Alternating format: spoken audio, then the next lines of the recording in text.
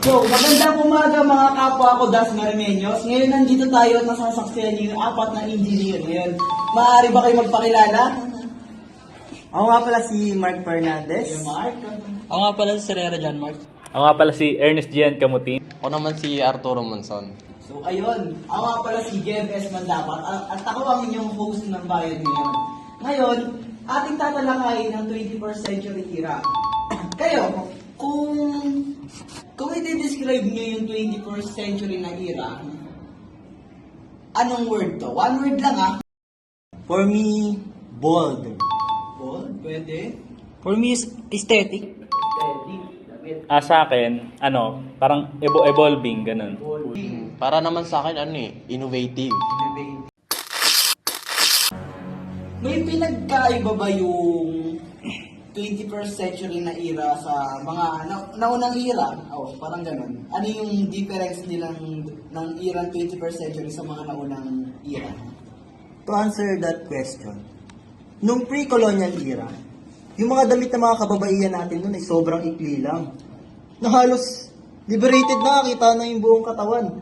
Pero nung na-colonize tayo ng mga dayuhan, tinuruan nila tayo kung paano magdamit. Simula sa maikli, pinahaba nila, halos hindi na makita yung mga balat ng mga kababaihan. Pero nung dumating na yung 21st century, paiklian na ang suot. Kaya may tanong ako sa isip ko nagbago ba tayo o nag-evolve ba tayo nitong 21st century? O bumabalik lang tayo sa nakaraan? Parang parang nagre-rewind tayo, pero ngayon, mas modern na, no? Parang mas naging creative na yung mga tao na yung mga dating kasuotan, ginagawa na nilang fashion. No, parang kunyari yung mga paldang, kahit ngayon mga lalaki, ginagawa na yung kasuotan ng kahit lalaki.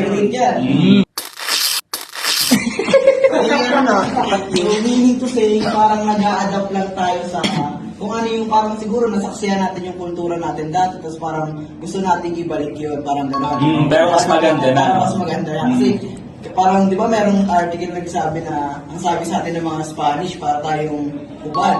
Oo, ganun. Respeto, tapos bigla nilang binalik yung, nilagyan nila ng standard yung kay Maria Clara.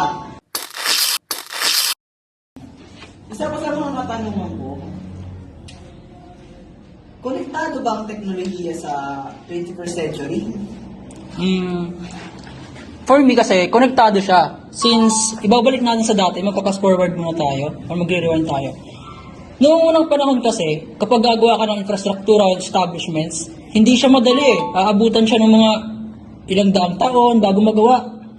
Ngayon is, equip na tayo. Kompleto na tayo ng gamit. Ang mga establishments, ang bibilis na lang magawa. Tulad na itong Kolehiyo ng Universidad Das Marinas. May kita naman natin mga building, ang gaganda, aesthetic nga. Tapos, ang bibilis pa mga magawa. Air condition pa. Sa teknolohiya naman. naman. Yung building 3, parang inuhukay pa lang yun ng nakaraan, tapos parang ngayon, hindi binarahan Ang bilis, sobrang bilis. Dahil rin yan sa teknolohiya. Nagkaroon siya ng teknolohiya since dati is mga limited lang yung access.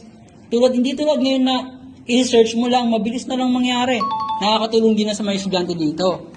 Ang nangyari is nagkaroon na ng mga computer room, visual room, literacy room. Ayun, nakakatulong talaga silang dalawa. At konektado talaga sila.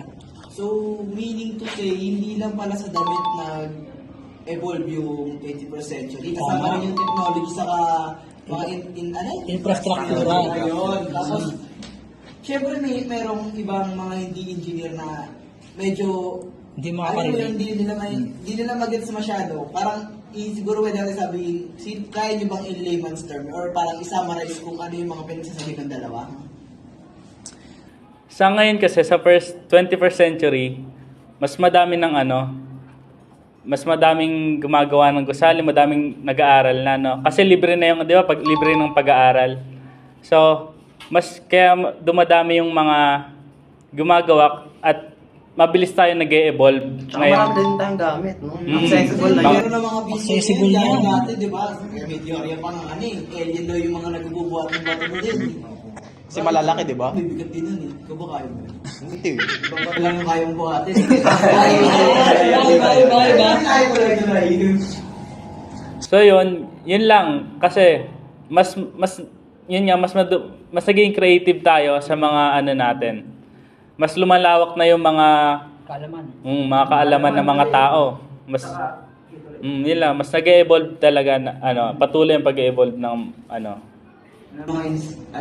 Technology. tsaka technology. Saka tama rin naman yun kasi from the past na tututunan natin kung ano yung mga problema o mga pagkakamali natin, natututo tayo doon, di ba?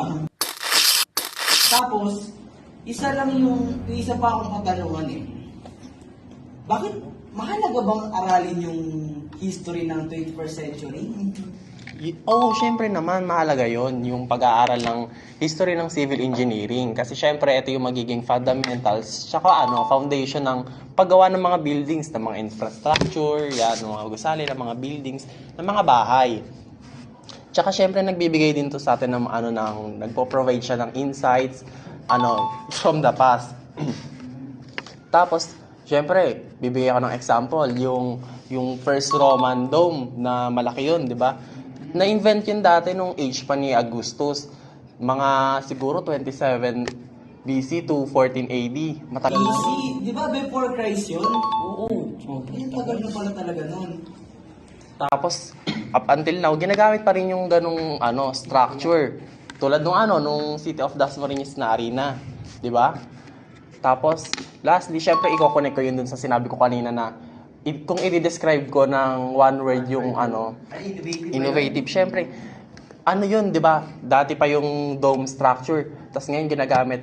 Pero ngayon, mas napapaganda siya, di ba? May design. Kumbaga, yung mga palyado doon na butas, natatapalan. Gano'n. Mas napapaganda. Tapos, may isa akong katanungan eh. Di ba, sabi nyo, Dami niyang tanong. Sino nagsabi ng, nag-e-evolve daw, nag-e-evolve? Yung siya, Ako. saka siya, di ba, yung, Yeah. mas napapaganda yung mga gusali. Ngayon, kung napapaganda, bakit parang may problema tayo sa plan? Ay, namimigay